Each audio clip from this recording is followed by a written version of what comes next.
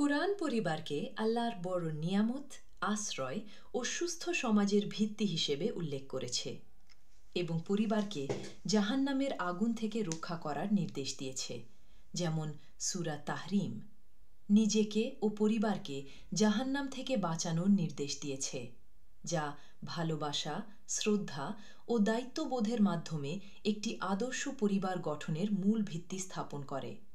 যেমন সূরা আন-নাহল আল্লাহকে স্ত্রীদের ও সন্তানদের দাতা বলেছেন। সূরা আন-নাহল স্পষ্টভাবে বলে যে আল্লাহ তোমাদের জন্য তোমাদের মধ্য থেকেই জোড়া সৃষ্টি করেছেন, তোমাদের জোড়া থেকে পুত্র ও পৌত্রাদি দিয়েছেন এবং উত্তম রিজিক বা জীবনোপকরণ দান করেছেন। এরপরও তারা ভিত্তিহীন বিষয়ে বিশ্বাস করে এবং আল্লাহর অনুগ্রহ অস্বীকার করে। এই আয়াতে আল্লাহ তার সৃষ্টির নিদর্শন ও অনুগ্রহের কথা উল্লেখ করে তার একত্ববাদ ও ক্ষমতার প্রমাণ দিচ্ছেন। পারিবারিক বন্ধন ও অনুগ্রহ সম্পর্কিত আয়াত। সূরা নাহল। আর আল্লাহ তোমাদের থেকে তোমাদের স্ত্রীদের সৃষ্টি করেছেন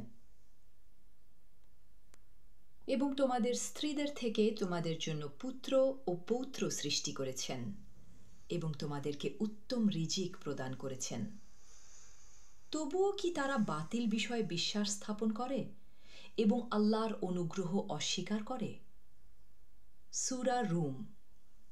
আর তার নিদর্শনাবলীর মধ্যে একটি এই যে তিনি তোমাদের জন্য তোমাদেরই মধ্য থেকে স্ত্রী সৃষ্টি করেছেন, যাতে তোমরা তাদের কাছে প্রশান্তি পাও, এবং তিনি তোমাদের মধ্যে পারস্পরিক ভালোবাসা ও করুণা সৃষ্টি করেছেন। নিশ্চয়ই এতে চিন্তাশীল সম্প্রদায়ের জন্য নিদর্শনাবলী রয়েছে। পরিবারকে জাহান্নাম থেকে রক্ষার নির্দেশ। সূরা তাহরিম।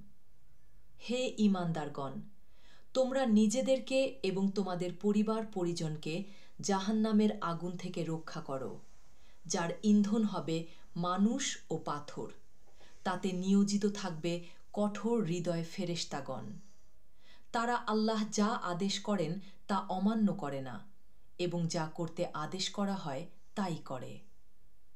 নবী সাল্লাল্লাহু আলাইহি সাল্লামকে পরিবারের প্রতি সতর্ক করার নির্দেশ। সূরা আশ শুআরা। আর আপনার নিকটাত্মীয়দেরকে সতর্ক করুন। সূরা নাহল। যে সৎকর্ম করবে, পুরুষ হোক বা নারী, মুমিন অবস্থায়, আমি তাকে অবশ্যই উত্তম জীবন দান করব এবং তারা যা করতে তা অপেক্ষা উত্তম প্রতিদান দেব।